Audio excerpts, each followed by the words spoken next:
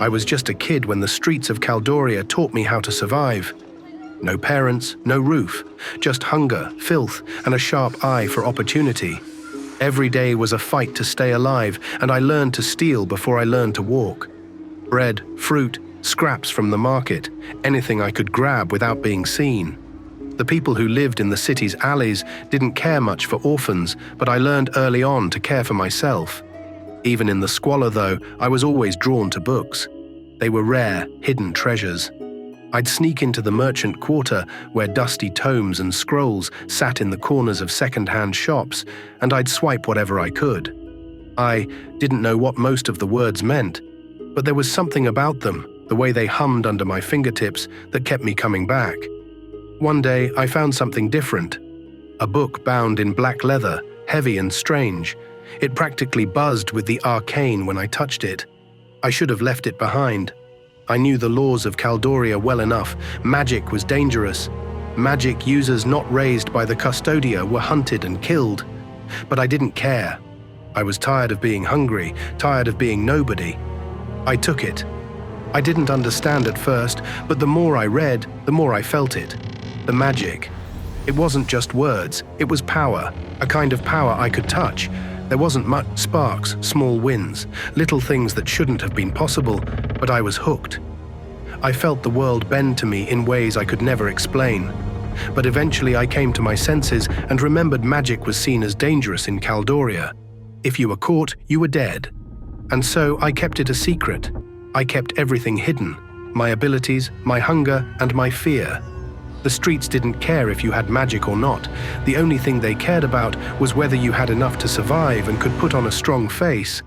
Eventually, I joined the military. It seemed like the safest choice. Pay, food, and maybe, just maybe, a chance to belong. I could never shake that feeling of being on the outside, of being alone in a world that didn't care. But in the army, I found something close to family. My regiment, a mix of tough men and women, all just trying to get by. They gave me a nickname, Banjo. Not because I could play any real instrument, but because I was good at making music out of scrap. Old metal, sticks, anything, and so the name stuck. And for the first time, I felt like I had something to cling to. Then came the expedition.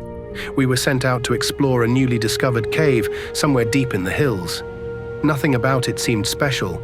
Just another empty place to map. But when we got inside, we found it. A sword, stuck in a stone, gleaming with a cold, eerie light. One by one, my comrades tried to pull it free. They grunted, strained, laughed it off when they couldn't. It was just another joke, another oddity in a world full of them. But when it was my turn, something shifted. The air seemed to get colder, heavier. The sword, Katrina, I would later learn it was called, sang to me. It wasn't a sound you could hear with your ears. It was in my bones. I stepped forward, and the sword slid into my hand like it had always belonged there. That's when everything changed. Magic burst through me, flooding my veins, burning and alive. Katrina felt like it was inside me, like it was part of me. It wasn't just a weapon. She was alive. She wanted blood. She wanted power. And then the killing started. The magic, my magic, exploded outward. It wasn't me. I wasn't in control. My comrades, my friends, were torn apart, screaming, bodies ripped to pieces by force I couldn't even comprehend. The cave shook with it, the walls cracking, the very earth trembling as Katrina's power consumed everything. When the dust settled, I was alone, horrified, covered in the blood of my regiment, my friends. They were gone, all gone. And Katrina, she whispered to me, in my mind, in my soul, she wanted more, always more. More power, more blood. I couldn't stay there. I couldn't let them find me or what I'd done. So I ran. I ran far and fast, taking on the name Banjo, the same name my friends had given me in better days. I became a mercenary, a knife for hire doing jobs, making money and keeping my head down.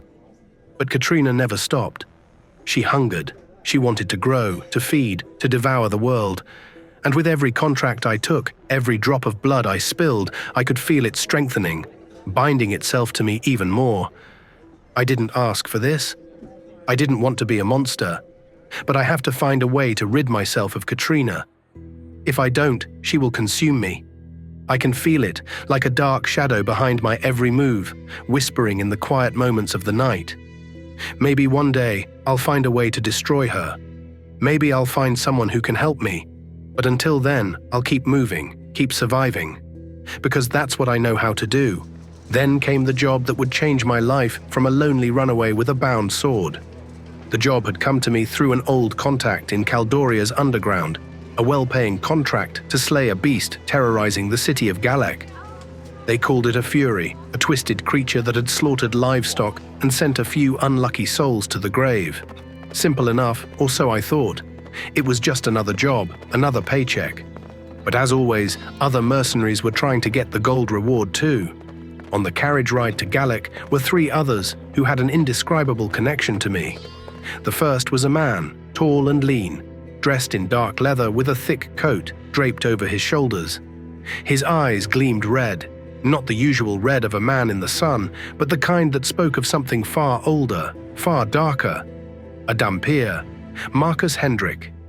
The second was a woman with a soft, angelic voice, almost like a song in the wind. Eliana. She was young, wild-looking, with sleek silver hair and blue eyes that sparkled with mischief. She wore plated armor embroidered with strange symbols, and I could feel the crackle of magic swirling around her, restless and untamed. The last was a man dressed in hardly any armor, his bandana adorned with strange symbols. His face was radical, weathered, but there was a fury about him that spoke of experience. I could feel it, the dark aura around him, like a cold shadow that trailed him wherever he went. He was Sir Thorn, or just Sir. Maybe it was a joke or not with him, but it stuck. At the time, I thought nothing of them. For now, there was the job to do. There was the beast to kill and gold to get. And then, perhaps there would be a future.